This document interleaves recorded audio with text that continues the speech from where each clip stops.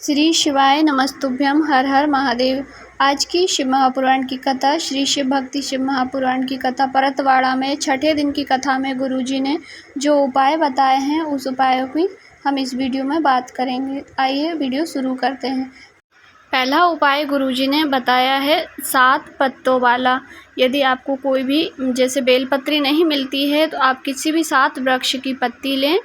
वृक्षों की पत्ती में आप बेलपत्री को भी शामिल कर सकते हैं। तुलसी मैया की पत्ती को छोड़कर आप किसी भी 7 वृक्ष की जो पत्तियां आपको मिल जाए उन पत्ती को लेकर या तो आप पार्थिव शिवलिंग का निर्माण करें या तो पहले से ही निर्मित शिवलिंग पर आप अपनी मनोकामना करके 7 पत्ती चढ़ा दीजिए अलग अलग वृक्षों की और उसके ऊपर 1 लोटा शुद्ध जल समर्पित कर दीजिए।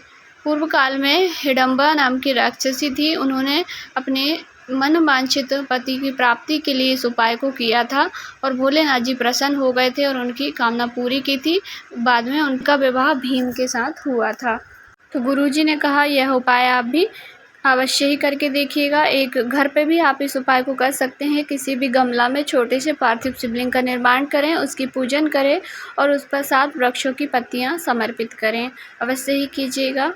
और दूसरा है गुरुजी ने आज फिर द्विजेश्वर महादेव जी का उपाय दोबारा समझाया, क्योंकि लोग कंफ्यूजन में है कि द्विजेश्वर महादेव जी का नाम लेना है या द्विजेश्वर महादेव जी का नाम लेना है या दूधेश्वर किन का नाम लेना है। तो गुरुजी ने अपनी सोशल मीडिया पर खुद लिख के बता दिया है कि द्विजेश्वर महादेव। आप स्क्रीन पर नाम देख सकते हैं। इस प्रकार से आपको नाम लेकर के 1 लोटा शुद्ध जल को भोलेनाथ जी की शिवलिंग पर जाकर केवल 1 लोटा जल ही ले जाना है आपको। और बाकी अन्य सामग्री यदि आप लेकर जाते हैं तो आप पहले संपूर्ण सामग्री से बाबा का श्रृंगार कर लें, पूजन कर लें, उसके बाद इस उपाय को आप कर सकते हैं।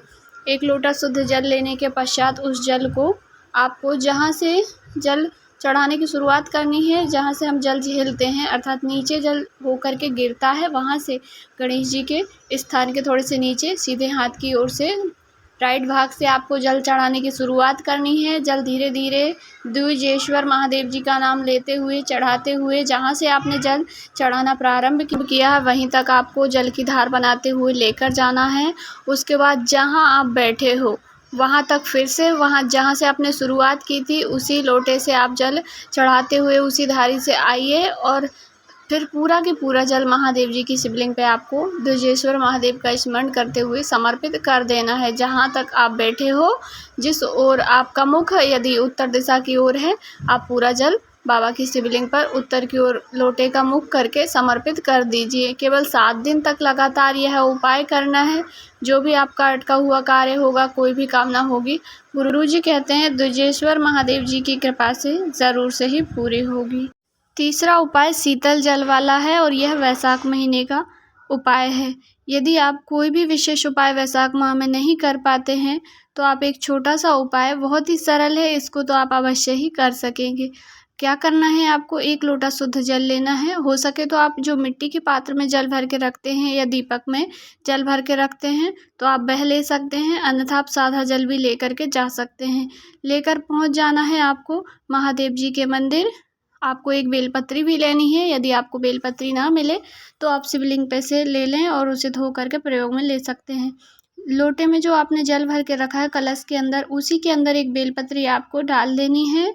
लोटे में हाथ उंगलियां कुछ भी नहीं डालनी है आपको। बेलपत्री का डठुआ जो होता है, बेलपत्री की जो डंडी होती है, उसको पकड़ के आप बेलपत्री को डाल दीजिए ताकि जल जो है वो आपकी उंगलियों से स्पर्श ना हो।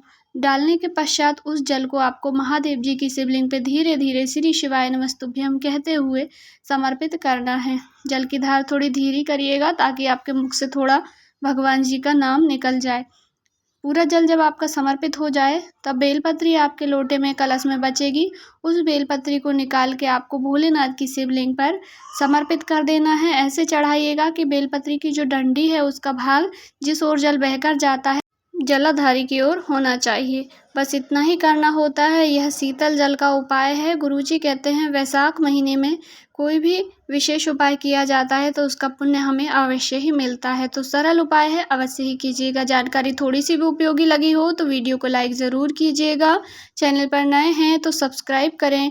कमेंट में हर हर महादेव श्री शिवाय नमस्तुभ्यम अवश्य ही टाइप करें। इस पूरे वीडियो से संबंधित आपके मन में कोई सवाल है तो ज़रूर से ही पूछिएगा। श्री शिवाय नमस्तुभ्यम।